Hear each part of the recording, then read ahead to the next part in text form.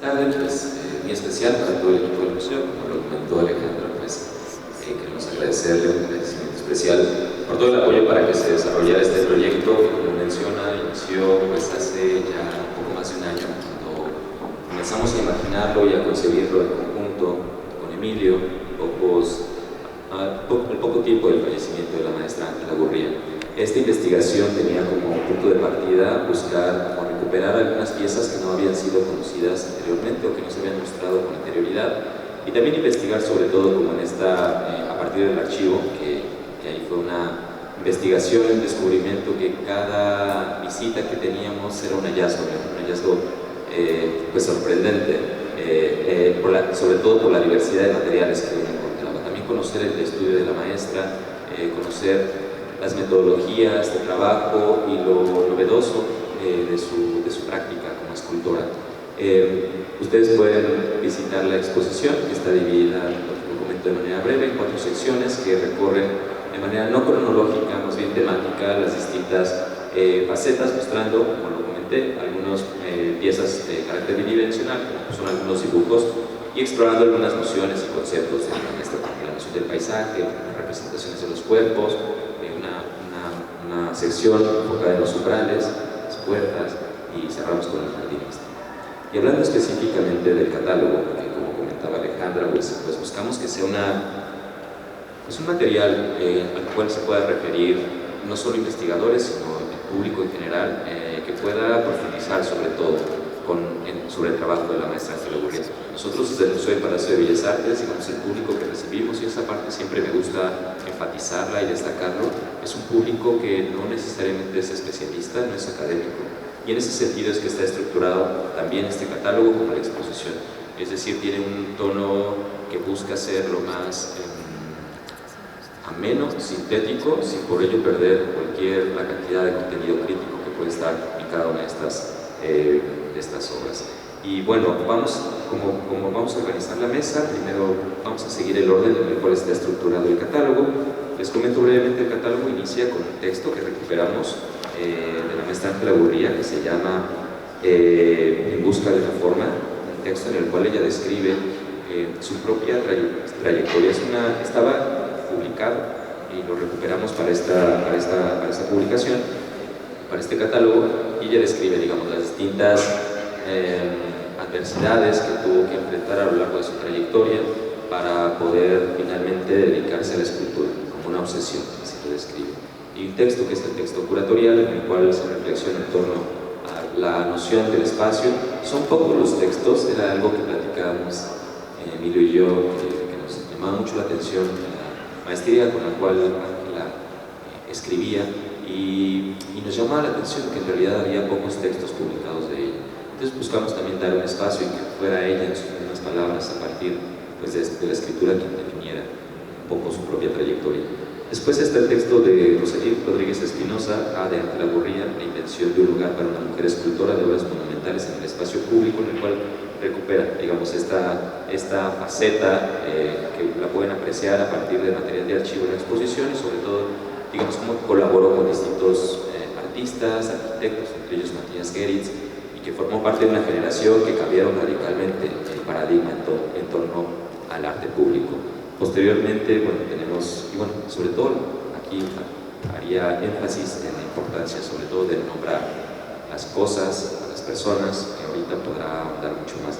Posteriormente está el texto de Naturaleza Volátil, Conciencia Ecológica de la obra de Ángela Gurría, que escribió Sara García, donde identificó, digamos, algunos elementos como la mariposa, como un sistema plástico, en el cual ahora ahondar un poco más. Y finalmente cerramos con un ensayo, texto visual, así lo define Eunice Adorno y Sandra Rosenthal, se llama Revisitar los monumentos hidráulicos de Ángela Gurría, y para nosotros era importante específicamente en torno al arte público. Viajamos a dos sitios, en el sistema Cutzamala, en la planta potabilizadora número 2, en el Estado de México, en la presa del Valle de Bravo, además en un momento de la presa en el cual había sequía, entonces no sé, había un escenario con un paisaje bastante dramático. Por otra parte, también fuimos al CEPIS número 7 a visitar homenaje al trabajo del drenaje profundo. Ahorita podrán contar mucho más a fondo sobre ello, pero fue sorprendente también ver la vitalidad con la cual los estudiantes, como el lector, los maestros cuidan ese espacio, desde estrategias que podemos ahorita discutir un poco más, que tienen que ver con la conservación, pero no necesariamente desde la restauración, como una práctica más conocida del ámbito académico, sino desde el juego, desde lo lúdico, y ahorita podemos hablar más. Sin más, quisiera destacar también que la decisión de invitar a las autoras tiene que ver con una idea desde el museo, desde la misma exposición, sobre todo una pregunta, es decir, ¿qué nos dice la obra de Ángela Gurría? Es decir, ¿cómo nos interpela? ¿Cuáles son las preguntas que ella se hacía en el siglo pasado y que podemos traer hacia el presente? Creemos, después de esta exposición, con convicción, que son muchísimas las preguntas que siguen vigentes, más ahora que nunca, y que ella las comenzó a plantear desde, digamos, mitad del siglo XX. Por ejemplo, en torno al cuidado del medio ambiente, la conciencia ecológica, por ejemplo, también la noción de espacio público, un espacio público vibrante, dinámico. Yo quisiera dar más el tiempo, voy a presentar a Rosalín Rodríguez Espinosa. Ella es historiadora del arte, curadora y docente, originaria de La Habana, Cuba, y radicada en la Ciudad de México. Candidata a doctora en Historia del Arte por la UNAM, donde también obtuvo su maestría en estudios curatoriales. Su trabajo se interesa en el arte latinoamericano y mexicano desde los años 70, enfocado en culturas populares, prácticas feministas y de archivo. Recientemente ha sido asesora y curadora de proyectos en el Centro de la Imagen, SOMA y Estudios Independientes, así como docente en el MUAC y Centro desde el 2021. Rosalín, te pasamos el micrófono. Sí. Muchas gracias Joshua por la presentación y también por la invitación a colaborar en este catálogo. Ángela Gurría es de las artistas más interesantes de ese periodo, ¿no? De la década de los 60, 70. Para mí es un gran placer haber tenido la oportunidad de tener el tiempo, las condiciones para entrarme en el archivo y poder escribir algo con profundidad sobre su trabajo.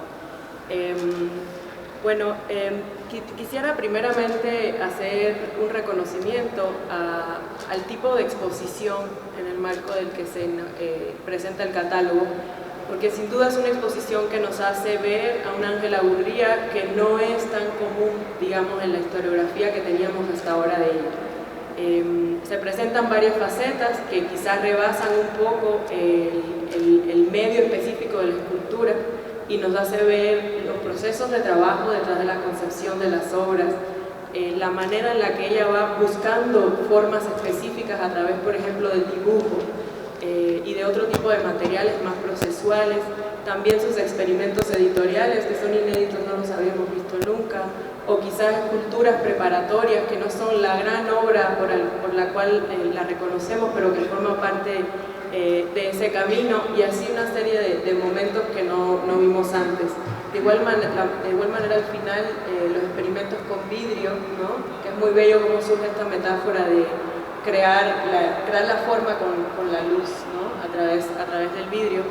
Y creo que eso es un poco realmente la base del catálogo que van a poder ver y disfrutar, porque justamente ante esa multiplicidad de facetas que nos presentaba la curaduría, se abrían muchas preguntas. O sea, si ya la curaduría estaba tomando estos riesgos, ¿no? de abrir el abanico de comprensión del artista, pues entonces desde dónde una como autora podía entrar a esa multiplicidad. Y pues fue una investigación larga, interesante, porque fue individual y de manera colectiva con estos viajes de exploración que hicimos. Y hay un momento en el que en lo personal a mí se me reveló la manera de entrar, ¿no? a Ángela. Y esto es en relación al nombre, ¿no? Fuimos al sistema hidráulico Cutzamala, tuvimos un tour maravilloso, un recorrido con ingenieros donde nos explicaron todo el sistema, estuvimos en la escultura de autoría de Ángela, volamos un dron, bueno, hicimos una serie de cosas muy interesantes que ayudaron a la investigación, pero hubo un momento clave, en el momento en que preguntamos a los ingenieros si conocían de quién era la obra monumental escultórica que tenían ahí, nos dijeron que no sabían bien, que solamente sabían que era de una arquitecta mexicana, así, ¿no? Anónima. Y por otro lado, pues ya sabíamos que el inicio de la carrera de Ángela también está marcada por una omisión del nombre. en este caso la auto-omisión del nombre. Ella, para poder concursar en espacios de arquitectura, un espacio dominado por hombres, ella cambió su propio nombre y concursó como A. Gurría, y en algunos momentos como Alberto Gurría o Ángel Gurría. De manera que la propia trayectoria del artista se presentó como una especie de narración que estaba entre dos paréntesis sin nombre, ¿no? Ella se quitó el nombre al inicio de la carrera y la historia de alguna forma, y también un poco el descuido en el que está la infraestructura escultórica en general del país, le vuelve a quitar el nombre. Un poco el texto va sobre eso, sobre cómo la trayectoria de un artista, en este caso una mujer escultora de obras monumentales, que es muy sui generis, puede ser este trabajo de construir, nombrar y nombrarse a sí misma, darse un nombre en un espacio que no estaba diseñado ni para ella ni para ninguna mujer escultora. Y por eso fue importante rastrear las estrategias formales, ¿no?, que ella fue encontrando a lo largo de su carrera para darse ese nombre. Y bueno, van a leer el ensayo y van a leer el catálogo, pero voy a mencionar algunas muy brevemente. Una tiene que ver con, si se quiere, generar un estilo propio de cómo hacer escultura, a través de ciertas percepciones muy particulares que ella tenía sobre los materiales, ¿no?, sobre la piedra en concreto, también luego sobre el metal. Tenía que ver con el sonido, con el ritmo, porque ella tenía una sensibilidad sonora muy, muy particular, incluso compuso música, etc. Y el asunto del sonido es muy importante, ¿no? Es un rasgo, de estos rasgos que hizo que se pudiera dar un nombre a sí misma. El ritmo es importante incluso como contestación en la prensa, ¿no?, cuando le comentaban, pero ¿cómo una mujer tan femenina puede construir estas obras monumentales con materiales tan pesados? Y ella decía, para hacer escultura no se necesita fuerza, se necesita ritmo, ¿no?, porque ella encontraba, el ritmo era lo que guiaba la forma para ella, ¿no? Otro tipo de elementos de estas estrategias es la búsqueda de un lenguaje de lo leve, de la ligereza, también en contraposición al peso de este tipo de materiales. Y esto puede verse tanto en la forma, que pueden ver en las esculturas, como en la implementación de ciertas iconografías de esta levedad, como es la mariposa, que de hecho se convirtió en un signo importante para toda la exposición y para el catálogo. Vamos a andar en eso. Sara va a abordarlo justo desde el enfoque de la naturaleza, y así una serie de momentos de su vida que pude leer a través de esta narración de cómo darse un nombre.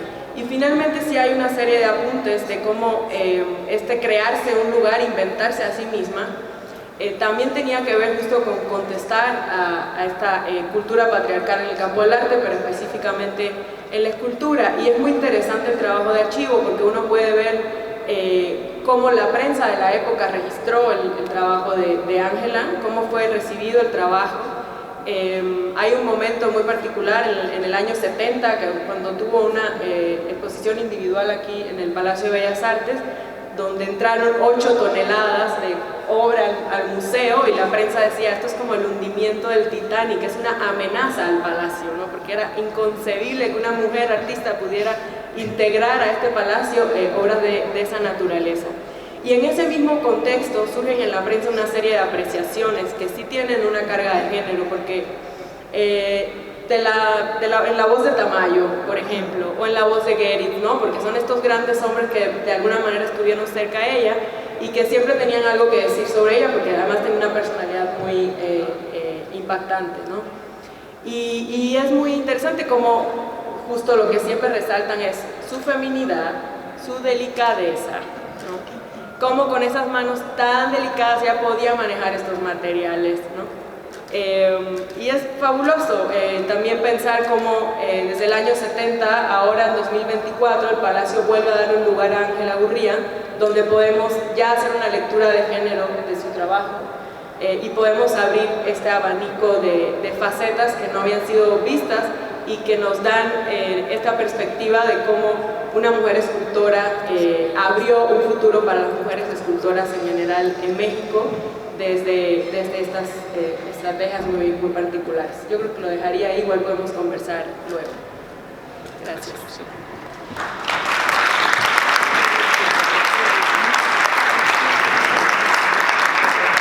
Muchas gracias, José. Si gustan, al final podemos abrir un breve espacio para cambiar algunas ideas. Bueno, ahora voy a presentar a Sara García Fernández. Ella es investigadora, docente y curadora, doctora en estudios culturales por Columbia University, Nueva York, y maestra de Historia del Arte por la UNAM. Trabaja transdisciplinariamente desde el arte contemporáneo, las humanidades ecológicas y la cultura visual en proyectos de investigación y curaduría relacionados con el mundo natural, la crisis ecológica, los estudios del antropoceno, la ecocrítica y la cultura material. En la actualidad colabora con el Museo Caluz como curadora y co-curadora en dos exposiciones del programa Visiones Botánicas de la colección Caluz. Sara, bienvenida.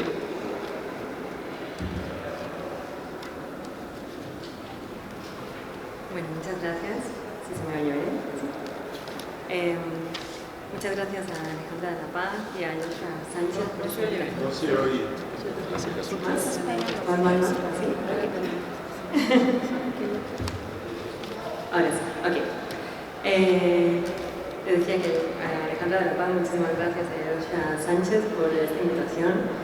Me ha hecho muchísima ilusión participar en este catálogo. La obra de Ángela Gurría es verdaderamente muy especial y ha sido un honor profundizar en ella.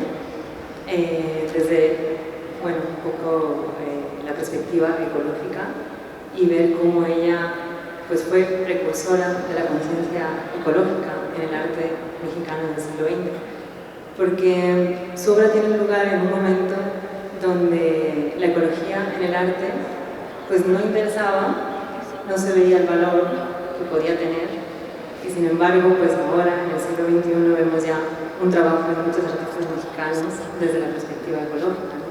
En ese sentido creo que Ángela abrió un camino a esta perspectiva. No se puede decir que haga un trabajo ecocrítico, puesto que no abordaba los problemas ecológicos como tal, pero sí se puede y se debe reivindicar la obra de Ángela desde el punto de vista ecológico, ¿no? Por hacer un alegato del valor del mundo natural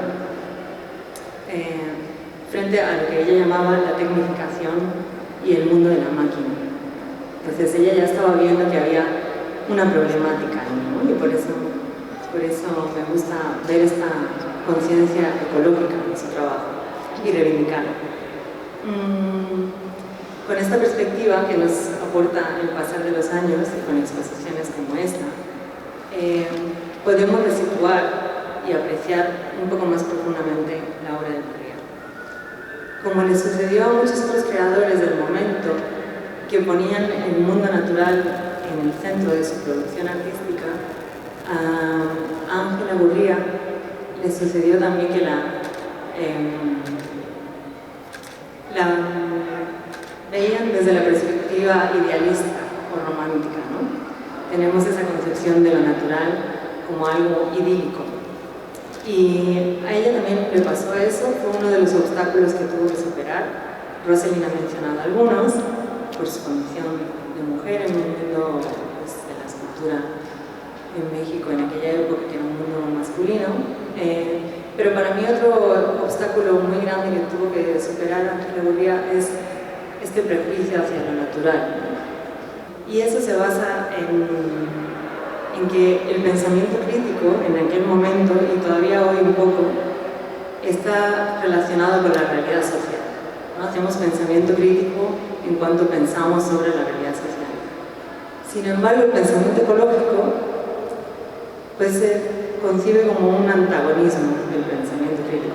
Así lo concebía, por ejemplo, Juan O'Gorman, muy amigo de Ángela Gurría y que además pronunció su discurso de bienvenida a la Academia de las Artes Mexicana, donde Ángela fue la primera mujer en ser miembro.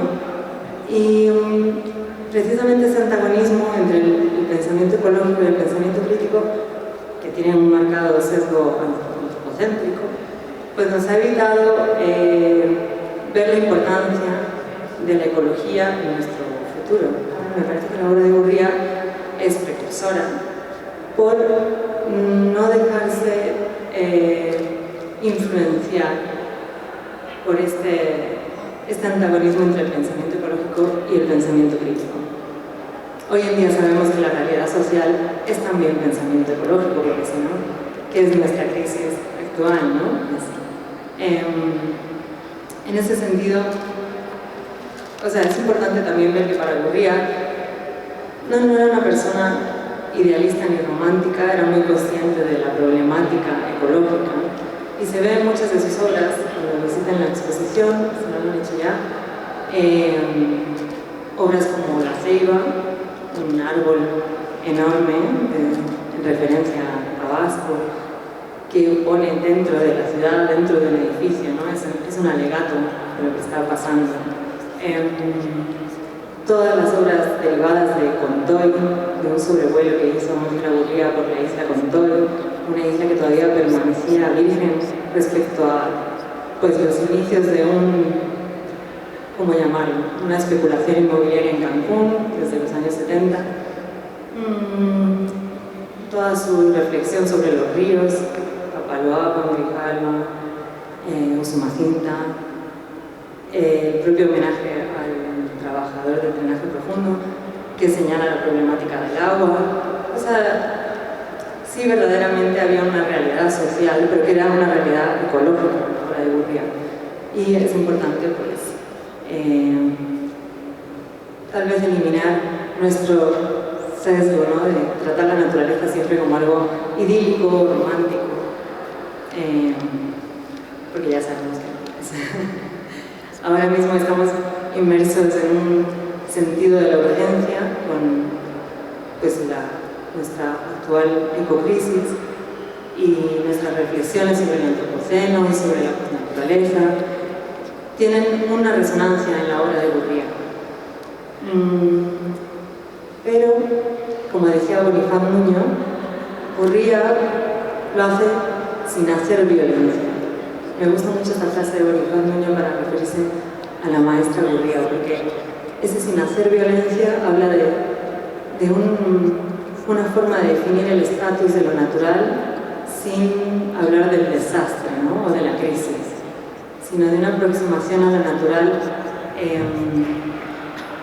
mucho más... era una declaración de principios y era también su compromiso artístico. Es una forma de expresarse que no corresponde con un drama, ¿no? Sino con un placer, un goce de la naturaleza. Y eso nos lo transmite de la obra de Gurría respecto a los elementos naturales, a las entidades naturales. Sí me parece importante señalar que las obras de Gurría no transmiten las cualidades de lo natural, no son obras miméticas que estén representando lo natural como tal, sino que lo que hacen es darle una entidad misma a la naturaleza, le dan una potestad de existir. Es decir, que yo creo que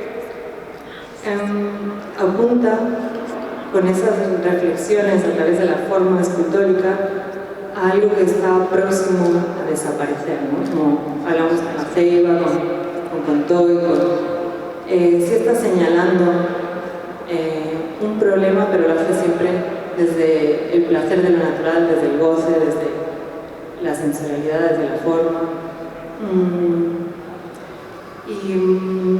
Bueno, la escultura en el siglo XX, en el momento de Gurría, está en unos momentos verdaderamente particulares, ¿no? Siglo XX para la escultura sufre unas transformaciones enormes y la propia definición de escultura se vuelve problemática.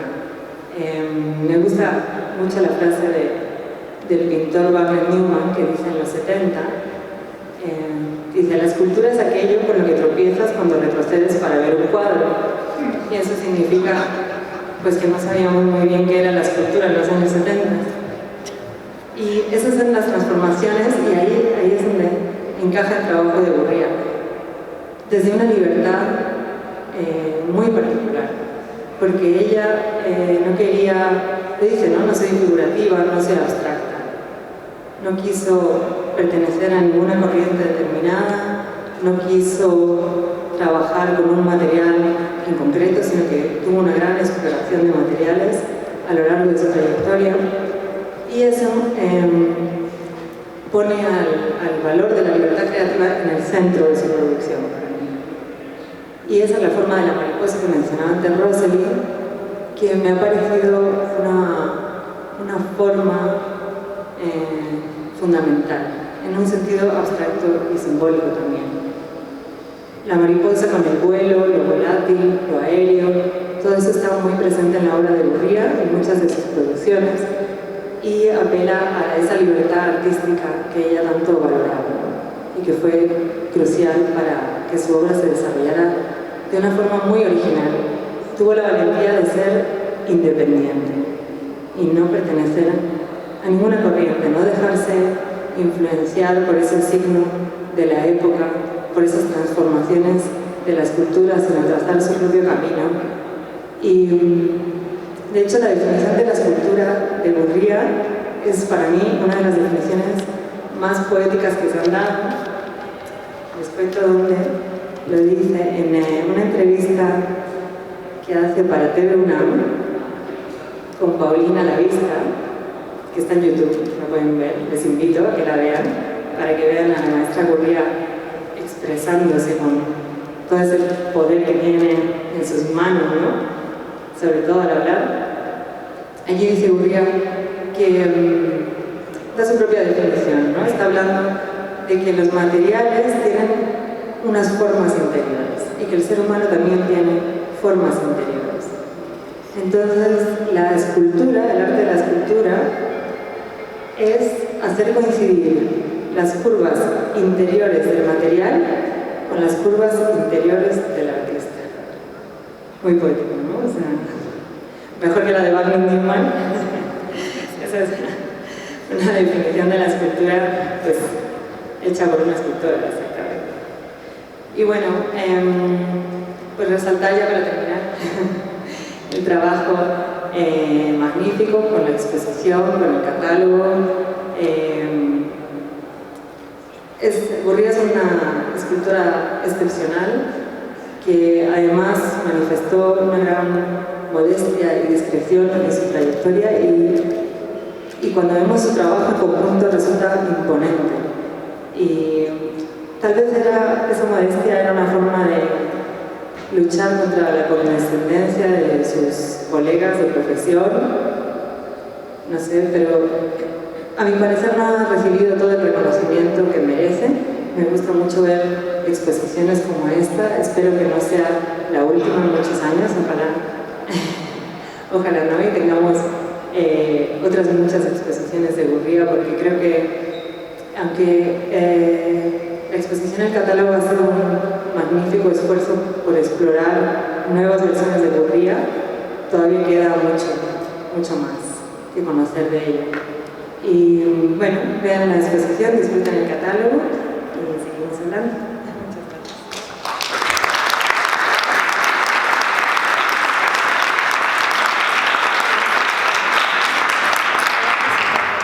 Muchísimas gracias.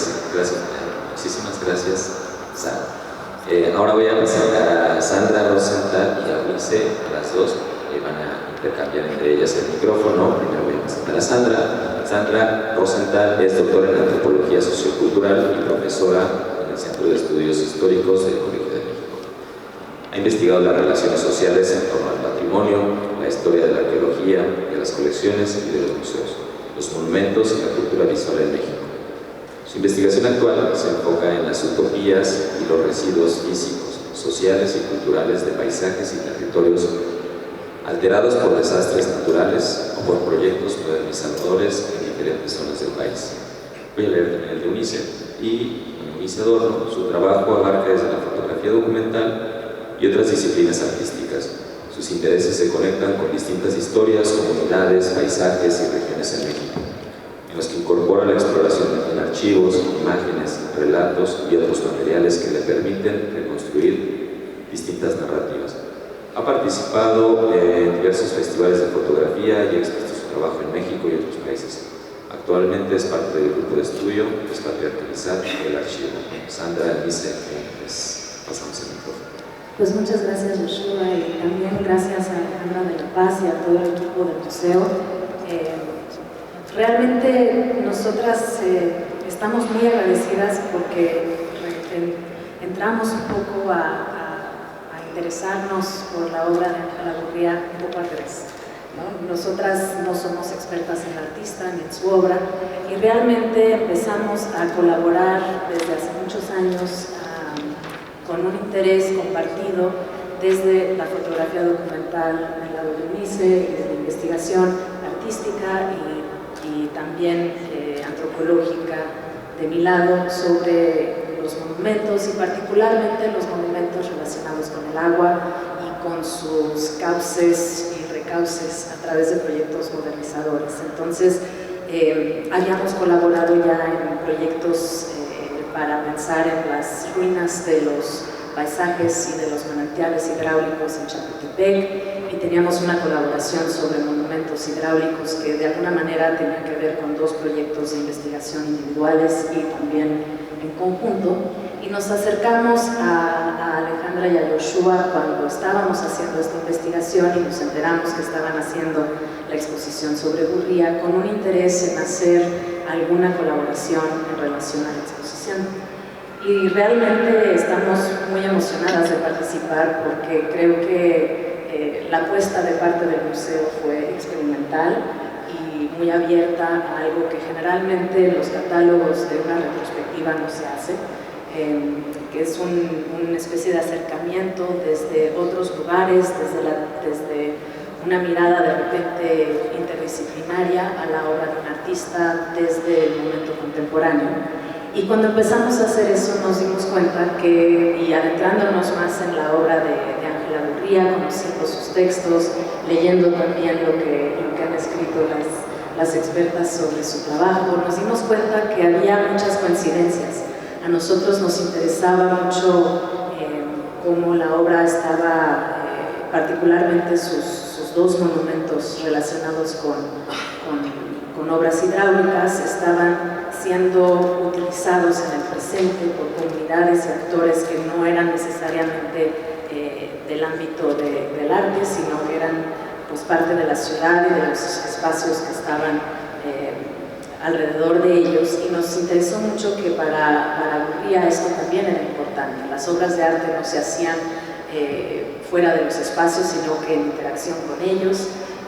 Estaban muchos de sus monumentos hechos para ser transitados y esperamos que de alguna forma este recorrido que proponemos a través de una mirada más etnográfica y también de fotografía documental permita que también los lectores del catálogo puedan transitar sus obras en el presente. Cada una de nosotras se acercó a esto desde sus intereses. Yo había trabajado mucho sobre la relación entre los proyectos modernizadores y un interés en lo prehispánico, particularmente a mediados del siglo XX. UNICE también tenía un interés en las ruinas del progreso y de la modernidad, y de alguna forma entretejimos estas miradas para hacer este fotoensayo. Gracias. Bueno, quiero dar también un agradecimiento a Claudia Rodríguez Borja. Este catálogo está diseñado por ella y le quedó fantástico.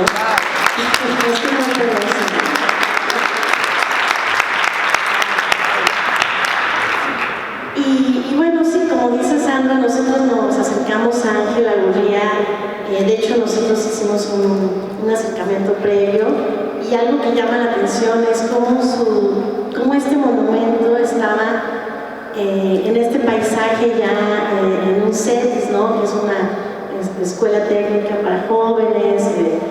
Tú vas en el cerro de Tenayuca, está cerca del acueducto de Guadalupe, y ahí estaba el ex museo del drenaje profundo, y entonces está este gran monumento que sale a la vista del CETIS, de la avenida, de este también cerro ya, digamos, invadido, ¿no? Entonces como que todo el paisaje y ahora el monumento pues tiene una nueva manera en la que la gente lo ve, ¿no? Desde el asombro, desde no saber qué es, hasta los jóvenes que están ahí, que una de las fotos que ahora que lo puedan ver hay una parte en la que los jóvenes juegan frontón o pintan de azul, entonces pues eso es como también la maravilla y lo interesante de cómo este monumento de Ángela está vivo, ¿no? Y está vivo y está adaptado de otra manera nueva de estos jóvenes,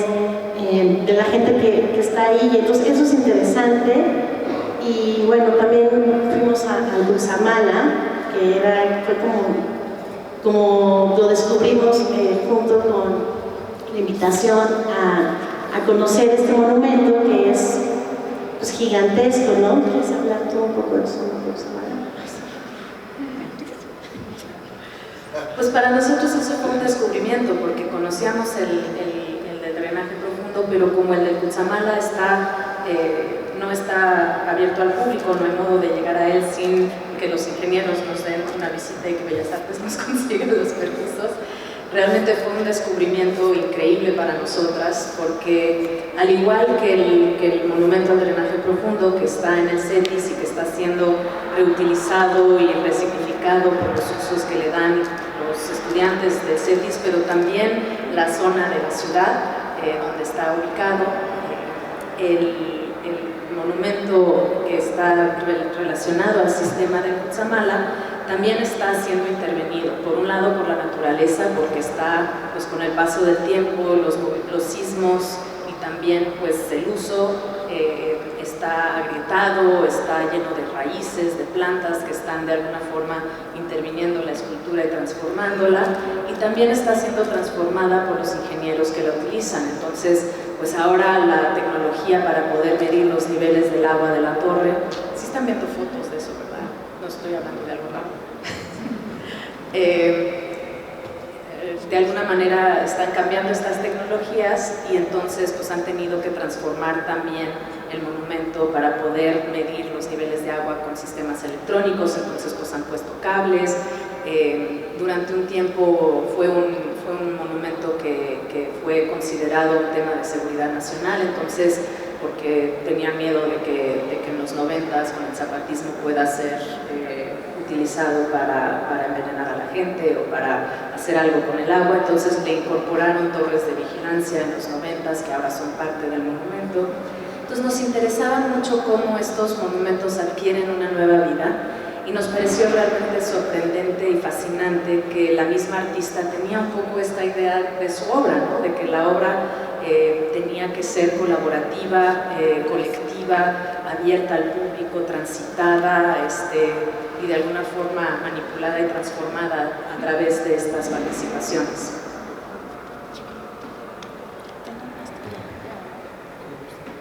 Sí, y otra cosa interesante es que, como decía Joshua, nosotras fuimos justo con Ross también, y en ese momento toda el Cutzamala, cuando llegamos, era muy deprimente, o sea, no había agua, se veían las huellas del agua que estaba, los pasos estaban vacíos, entonces eso también está en este monumento, ¿no? Cómo los monumentos transitan y están en momentos y lugares que a lo mejor el artista ya no logró estar, y para nosotras es como este desastre, ¿no? También de la modernidad, del uso del agua, y siento como que se nos hizo como muy fuerte estar ahí y poder contemplar también una etapa pues sí, de desastre, de sequía, ¿no? Después, bueno, pues ahora llovió mucho y ahora todo se inunda, pero en ese momento era como... y bueno, pues... Sí, creo que todo se Es que finalmente también estos monumentos corresponden a un momento muy específico, ¿no? A un momento donde había una fe en el poder de transformar la naturaleza, de encauzarla, de ponerla un poco al servicio de la urbanización. El sistema de Cutzamala es casi una historia de ciencia ficción, en el sentido de cómo se trae el agua desde Michoacán, pasando por todos unos cerros con un sistema de bombeo y de uso de electricidad absolutamente casi demencial, diría yo. Y estos monumentos son están incorporados a esos procesos y nos interesaba ver un poco desde una mirada desde el presente, justo desde esta crisis también ecológica en la que estamos viviendo, desde una concepción también antropocénica, qué es lo que implican estas obras y cómo estos monumentos también de alguna manera condensan lo que estos sueños de modernidad nos dejaron.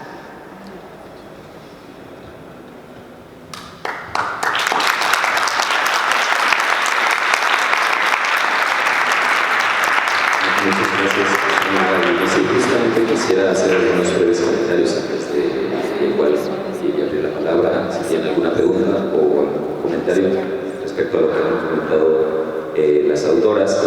Solo me gustaría enfatizar que bueno, los perfiles dentro del contexto del Museo del Palacio de Bellas Artes, digamos, no es tan habitual tener un tipo de ensayo de esta naturaleza. En ese sentido, lo que ustedes van a encontrar en el caso de Sandra Dionise es un texto breve, y después está aquí Claudia, la diseñadora, junto con Mariana, hizo una investigación iconográfica y de archivo junto con Emilio, y recuperaron algunas fotografías, por ejemplo, de Catión, que son interesantísimas en el sentido de que al estar puestas en una página doble, voy a tratar de mostrarla,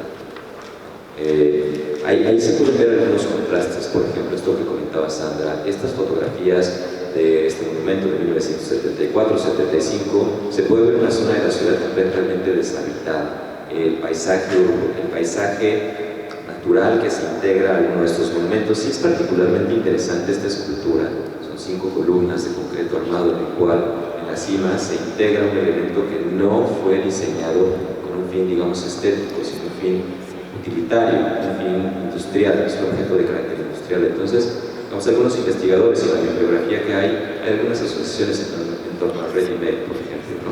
Y son estas estrategias las que buscamos destacar. Sobre todo, digamos, creemos que no solo ocurría junto con un grupo de escultores estaban definiendo lo que era la escultura en la modernidad, sino también dejaban como una suerte de pauta para la escultura contemporánea, es decir, no sé, la noción del ensamblaje, por ejemplo, ¿no?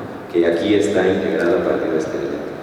Otro tema que me gustaría destacar es que pues, el motivo de invitar con distintas miradas desde la antropología, la fotografía, la historia del arte, estudios culturales, también obedece a una voluntad de la maestra Ángela Gurría en la exposición para poder ver distintos proyectos de carácter interdisciplinar, por ejemplo, colaboraciones donde incorporó esculturas efímeras de carácter efímero en su arte moderno, donde integraba y buscaba utilizarlas como cuerpos, los objetos como un cuerpo en relación con un espacio escénico, algunas otras colaboraciones en la capilla de la iglesia de San Andrés, donde Federico Silva pintó un mural abstracto, un rayo láser, pintaron a Manuel Enríquez y la puerta se percutía.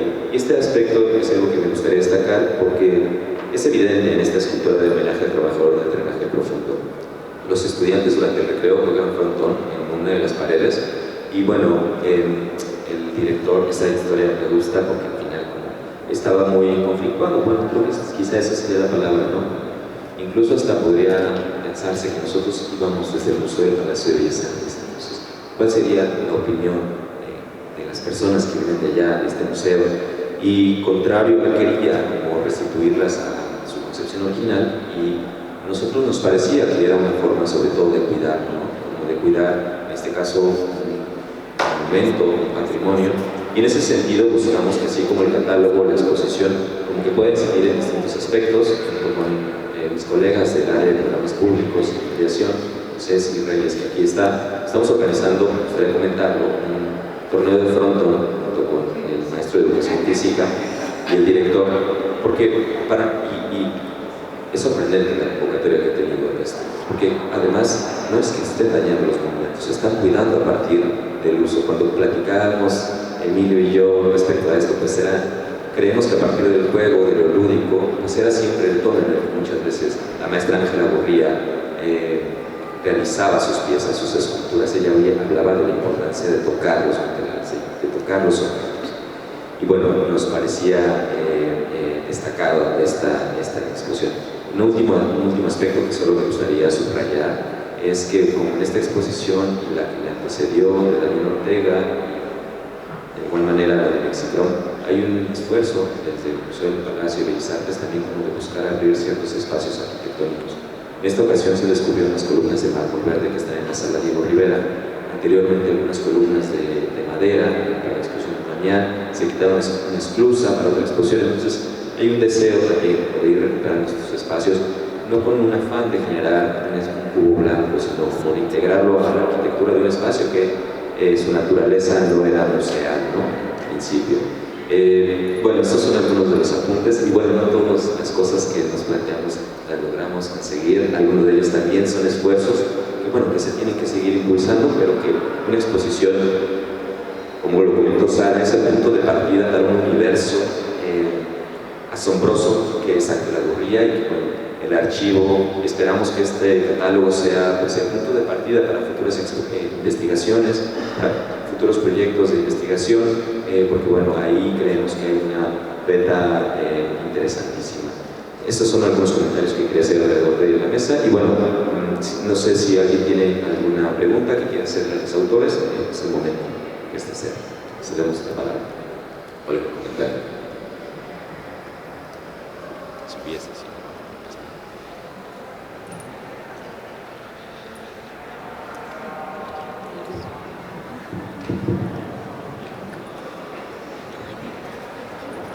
Bueno, es un comentario y a la vez pregunta, no sabría definirlo, pero pues sí es muy obvio que obviamente las mujeres artistas no viven en el mundo de la misma forma que los hombres artistas.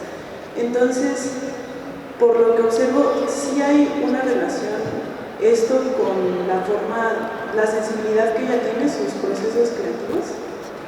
No sé si me entienden.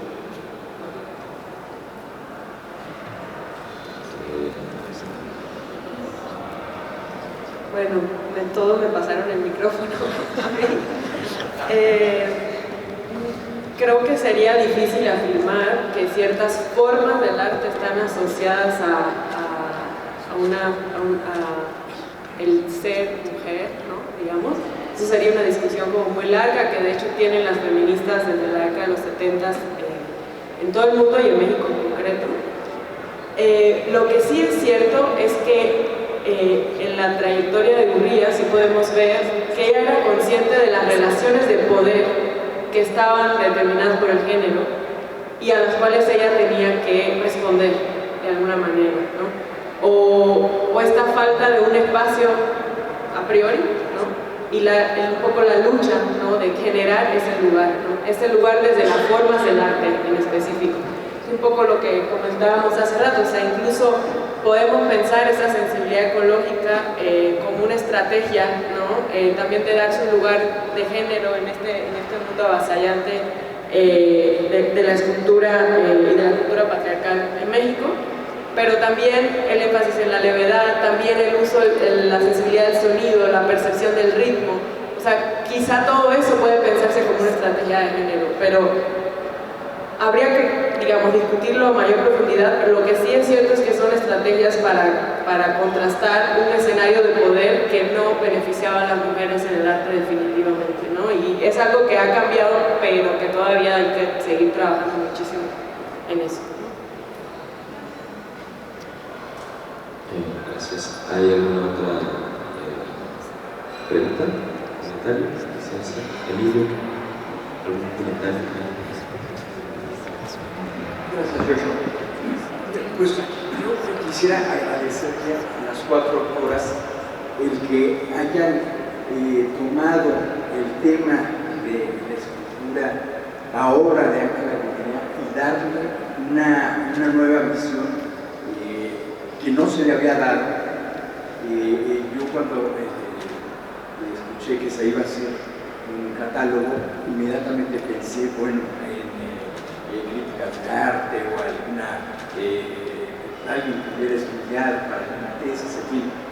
Creo que este giro que tuvo ha sido fantástico, y creo que fue un trabajo magnífico. Es decir, nosotros teníamos en casa el archivo, pero finalmente quienes le dieron el sentido de qué decir a través de las imágenes y a través de todo lo que pudieron percibir absorber, digamos, de esas visitas en la casa, viendo objetos personales, cartas, en fin, obra, y mucho de ello se quedó, pues, desafortunadamente en el tintero, porque si no hubiéramos tenido prácticamente todo el palacio para poder meter más cosas. Es algo que habíamos comentado Alejandra y yo en la primera junta que tuvimos, fue, bueno, tenemos un límite de espacio y tenemos ya todas estas cosas, en fin, pero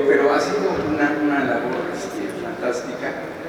Joshua, te quiero agradecer públicamente todo tu esfuerzo y por supuesto, Alejandra, ese compromiso que como de la cacho la pelota, bueno, te estoy sumamente agradecido, mi familia está muy agradecida por todo lo que has hecho. Y bueno, te deseo muchísima suerte en la próxima comisión, ¿verdad? Pues eso sería todo. No. Gracias.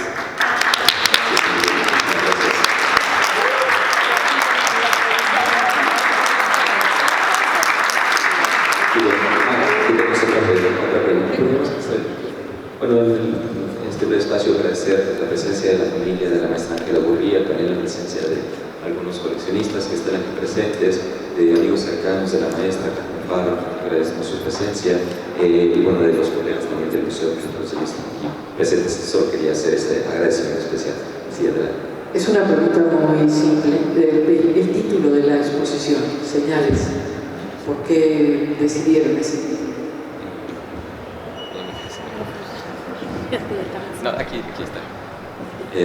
Sí, bueno, hay una pieza que es importante, quizá una de las obras más destacadas a nivel internacional, que forma parte de la Ruta de la Amistad, que tiene ese mismo nombre, que es Señal, ¿no? La pieza de 1968 que formó parte del proyecto de la Ruta de la Amistad, inicialmente concebido por Pedro Ramírez Vázquez y Matías Geritz.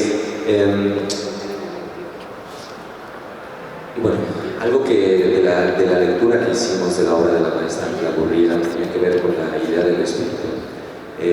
Por ese motivo fue que nosotros decidimos, de hecho eso nos lleva un poco a la portada de la exposición, que es una mariposa, una de sus múltiples formas que tomó en las esculturas, y tiene que ver en torno a esta dimensión casi mística, ¿no? Un poco ortodoxa en torno a la concepción del mundo, ¿no? Un mundo que transcurre en una noción como de la magia, del encantamiento, y en ese sentido queríamos progresar, ¿no? Tratando de generar estas conexiones no necesariamente evidentes a partir de cada una de las obras, sino a través de la observación del material, bueno, tomando como referencia esta obra. Entonces, era para nosotros importante un homenaje a esta forma, a esta manera tan particular de la maestra de percibir, de acercarse a los materiales, a esta cita que recupera Sara, creo que da una imagen de la manera en la que ella trabajaba, es decir, ella en una humildad increíble, y ya casi se planteaba o se presentaba a sí misma como un medio en el cual permitía que la piedra se revelara en sus formas. Entonces, digamos, tenía esta visión en torno a los materiales. Ahí es que recuperamos este título, y es por eso. Bueno, si no hubiera otra pregunta, me gustaría, si les parece bien, que pudiéramos cerrar con algún comentario final en torno a esta conversación, a esta charla, para irnos. Esteban. Bueno, me gustaría sí señalar que este catálogo es un catálogo especial, no es lo que se suele hacer. Sí fue una apuesta arriesgada por parte de la dirección del Palacio y Joshua Sánchez, que concibió este espacio, estas páginas como pues algo distinto, ¿no? Una aproximación, como decía Emilio, que no era pues de historiadores del arte hablando sobre el trabajo de Ángela desde una perspectiva más habitual. Y bueno, esas apuestas arriesgadas pues merecen muchas felicitaciones porque no todo el mundo se atreve a hacerlas. Y creo que en este caso ha sido un éxito. Es un trabajo excepcional, tanto el diseño del catálogo como las fotografías. Así que bueno, les animo a que lo lean, que lo disfruten y también la exposición. Esperemos que podamos ver muchas otras exposiciones de Ángela Gurría aquí en adelante.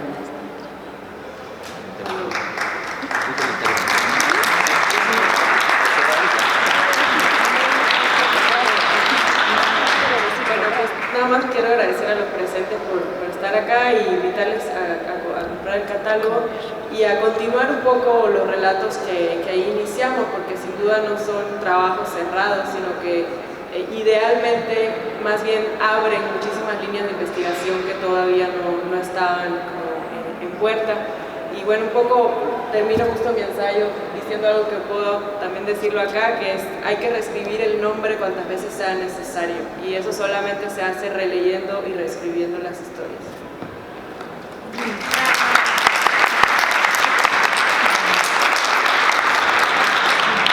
Bueno, pues gracias a todas por venir.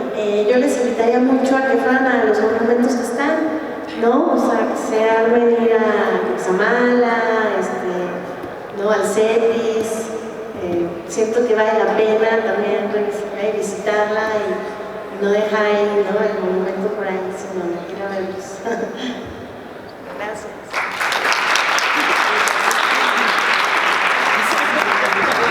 Estos y muchos más, ¿no? Vivimos en una ciudad y en un país donde hay muchísimas estructuras, donde el arte público es algo que fue también una apuesta muy importante, y creo que esta es una gran invitación también a repensar estos espacios y sus lugares. Y también quiero pues felicitar también al museo, porque realmente cada vez se están haciendo menos catálogos de exposiciones y creo que es muy importante, es realmente lo que queda de las exposiciones, y que se haya hecho un catálogo además de esta calidad, con un diseño increíble, con textos fantásticos, también con una apuesta feminista de invitar a mujeres jóvenes. Bueno, ya no estamos tan, bueno, yo ya no estoy tan joven, pero quiero pensarlo como tal. Entonces, creo que es también muy interesante, ¿no? Y justo no invitar necesariamente a los grandes expertos, sino a estas miradas frescas, diferentes. Creo que fue una apuesta y un experimento, y a mí por lo menos me encantó el trabajo que hizo Claudia, realmente es extraordinario, es un libro bellísimo. De hecho, acabo de regalar el mío porque alguien vino a mi casa y lo vio en los 3 días que lleva ahí, me dijo, oye, está increíble, entonces pues, acabé regalando porque es realmente un objeto hermoso. Entonces sí se los recomiendo mucho, además de todo lo que ya dijeron, como pieza de arte en sí mismo. Y pues de nuevo felicitar a todo el equipo.